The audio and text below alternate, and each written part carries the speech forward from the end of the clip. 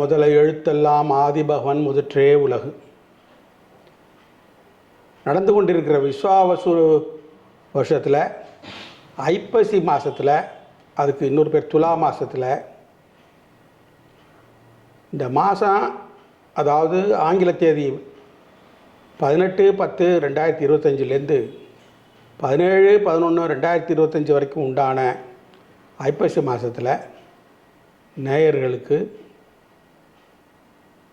ஓரொரு லக்னத்தவருக்கும் என்னென்ன பலன்கள் நடக்க காத்திருக்கிறது என்பதை ஒரு சுருக்கமாக சொல்ல கடமைப்பட்டிருக்கிறேன். ரெயின்போ 360 நேயர்களே, உங்கள் அத்தனை பேருக்கும் என்னுடைய வணக்கம். லைக் பண்ணுங்கள், கமெண்ட் பண்ணுங்கள், சப்ஸ்கிரைப் பண்ணுங்கள். உங்களுக்கும் இதில் நிச்சயமாக சில நல்ல பலன்கள் கிடைக்க வாய்ப்பு இருக்கிறது. இப்போது லக்ன வாரியாக சில ஒவ்வொரு லக்னத்துக்கும் உண்டான பலன்களை கூற ஆரம்பிக்கிறேன்.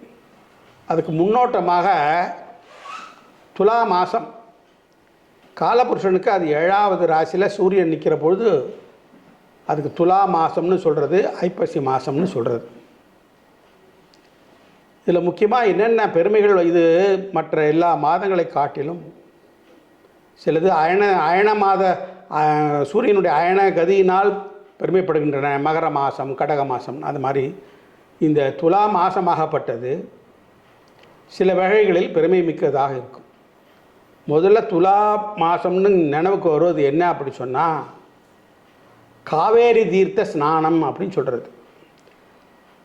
மனிதன் தன்னுடைய அறியாமலோ அறிந்தோ செய்யக்கூடிய பாவங்களை போக்கிக் கொள்ளக்கூடிய ஒரு வாய்ப்பு இந்த தீர்த்த யாத்திரையினால் போக்கிக் கொள்ளுகிறான்.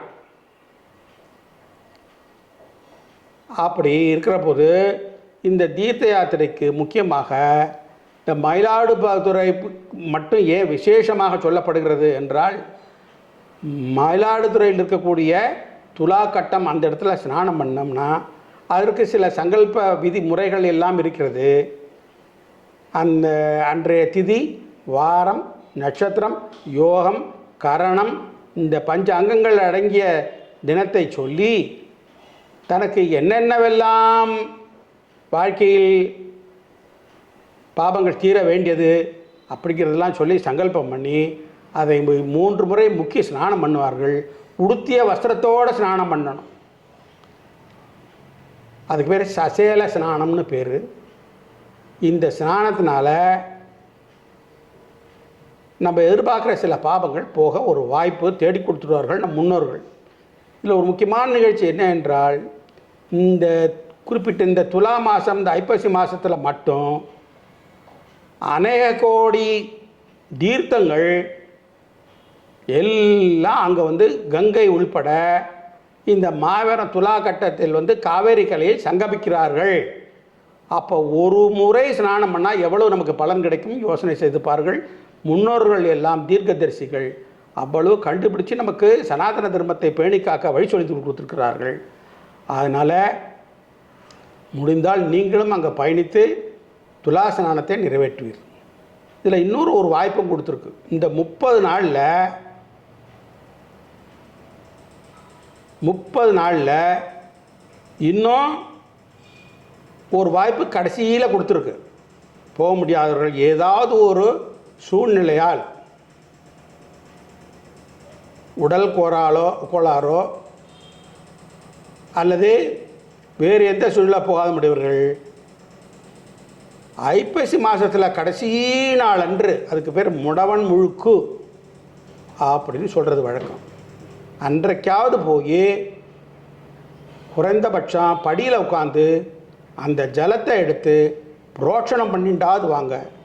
அது சில பேருக்கு சில மந்திரங்கள் தெரியும், சில பேருக்கு அந்த சாதாரணமாகவே அங்கு அன்றைய தினம், கிழமை, வாரம், நட்சத்திரம், யோகம், கரணம், இந்த ஆண்டினுடைய பெயர், இதை மட்டும் மனதில் நினைத்து கொண்டு சூரியனை பார்த்து முக்கிய ஸ்நானம் செய்தால் நிச்சயமாக பலன் உண்டு.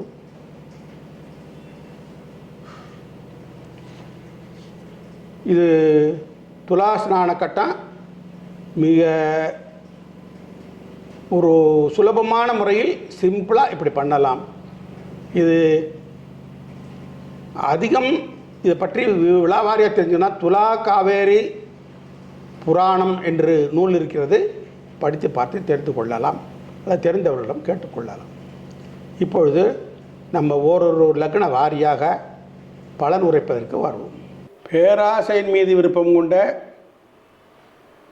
மனோபலம் வாய்ந்த மனத்தை மாற்றி அமைக்கக்கூடிய தன்மை வாய்ந்த கடக லக்ன அன்பர்களே, இந்த கடக லக்னம்னு எனக்கு ஒன்று ஞாபகம் வருது. இந்த கடக லக்னங்களில் மகான்கள்களாம் நிறைய பேர் அவதாரம் எடுத்து இந்த உலகுக்கு நிறையா செய்திருக்கிறார்கள். இந்த கடக லக்னத்தவர்கள் இந்த பஞ்சமகாபுருஷ யோகத்தில் கூட இந்த கடக லக்னத்துக்கு தான் அதிகமாக யோகம். உதாரணமாக 4ஆம் இடத்துல சனி இருக்குதுன்னு வச்சுக்கோங்க. பஞ்சபூத கிரகங்களாக ஏற்படுவது சனி, குரு, புதன், வியாழன், வெள்ளி இவர்களால் ஏற்படக்கூடியது பஞ்சமகாபுருஷ யோகம்.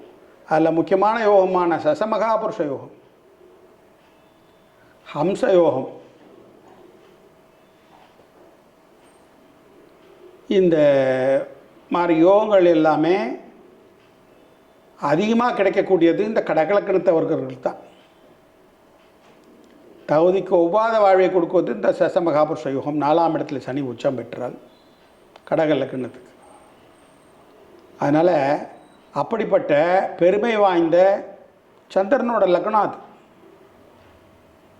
அதனால் இந்த சந்திரனை ஒரு குறுகிய நேரத்தில் தன்னுடைய மனதை கட்டுப்பாடுறதுக்கூடிய அவங்களால முடியும். அதே நேரத்தில் மனதை இழக்கக்கூடிய சூழ்நிலையும் அவங்களால முடியும். அதனால் அந்த சந்திரனுக்கு அந்த மாதிரி பலம் உண்டு.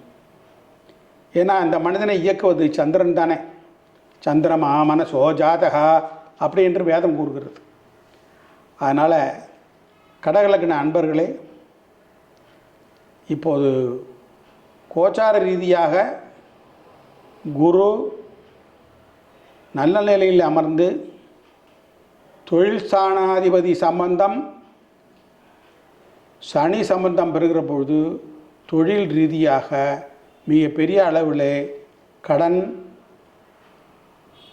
கிடைக்கக்கூடிய சூழ்நிலை ஏற்படும். அந்த கடன் நல்லதுக்காக தான். அதனால் கடனால் மேன்மை அடையக்கூடிய வாய்ப்பு இந்த ஜாதகருக்கு, இந்த லக்னக்காரர்களுக்கு உண்டு, ஒரு சிலருக்கு. அடுத்தபடியாக களத்திரஸ்தானாதிபதி பாக்கியஸ்தானத்தில் அமர்ந்துதான் மனைவியால் யோகம் உண்டு. சில முன்னேற்றங்கள் மனைவியால் ஏற்படும். குடும்பஸ்தானத்தில் கேதுவும் அஷ்டமத்திலே ராகுவும் சஞ்சரிக்கிறபடினாலே குடும்பத்தில் சில கலப்பு திருப்பணம் ஏற்படக்கூடிய வாய்ப்புகள் உண்டு. சில பேர் இதுவரை செய்த தவறுகளினால் குரு ஜஸ்டிஸ் பிளானட் லக்னத்தில் குரு சஞ்சாரம் பண்ணுவதால் சில தான் செய்த தவறை திருத்தி கொண்டு வழியை மாற்றிக்கொண்டு நல்ல விதத்தில் பயணம் செய்ய முயற்சி எடுப்பார்கள். இந்த மாதத்தில் அதற்குண்டான சூழ்நிலை இந்த குரு காட்டுகிறது. இந்த குரு ஒரு அதிச்சார பயிற்சி தான், அதுக்காக தான் அதை வச்சு சொல்கிறது.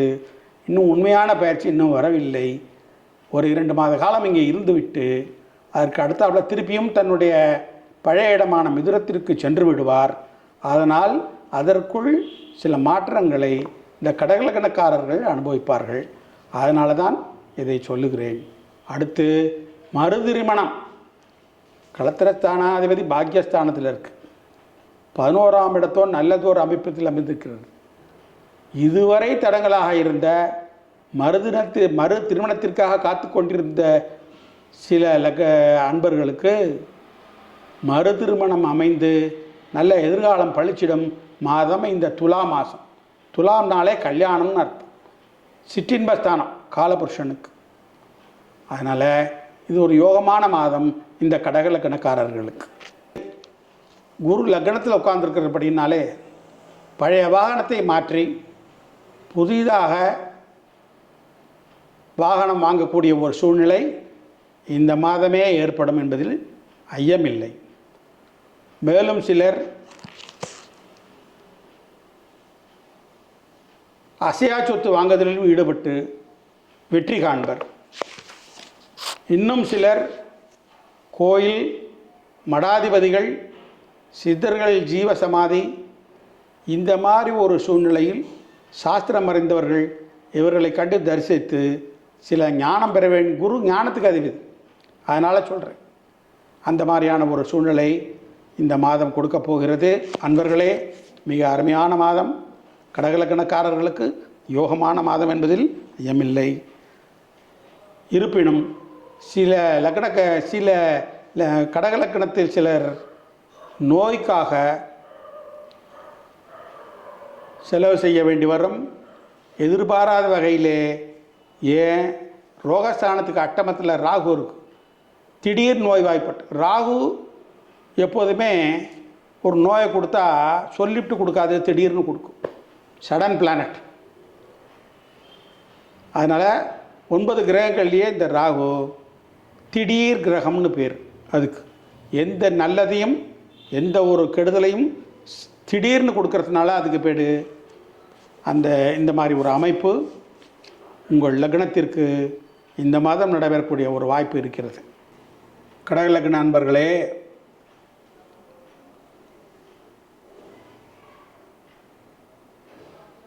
சமாதான கிரகம் குரு. அதே போல் ஒரு அவார்ட்ஸ் அண்ட் ரிவார்ட்ஸ் வாங்கணுன்னா கூட குருவோட அனுகிரகம் வேணும். அதனால் செய்தொழிலையாக இருந்தாலும் சரி, வேறு பொது சேவையில் இருந்தாலும் சரி, அவார்ட்ஸ் அண்ட் ரிவார்ட்ஸ் வாங்கணும்னா குருவோட அனுகிரகம், குருவோட பக்கபலம் இன்றியமையாதது. அந்த நிலையிலே குரு கோச்சார ரீதியாக கடகலக்ன அன்பர்களே சஞ்சாரம் செய்வதால் சிலருக்கு அவர்களுடைய சேவையை பாராட்டி அவார்ட்ஸ் அண்ட் ரிவார்ட்ஸ் கிடைக்கக்கூடிய மாதம் இந்த மாதம் என்பதில் ஐயமில்லை. நன்றி, வணக்கம். அகம் பிரம்மாஸ்மி. உத்தரத்துரோபிவிருத்திரஸ்து.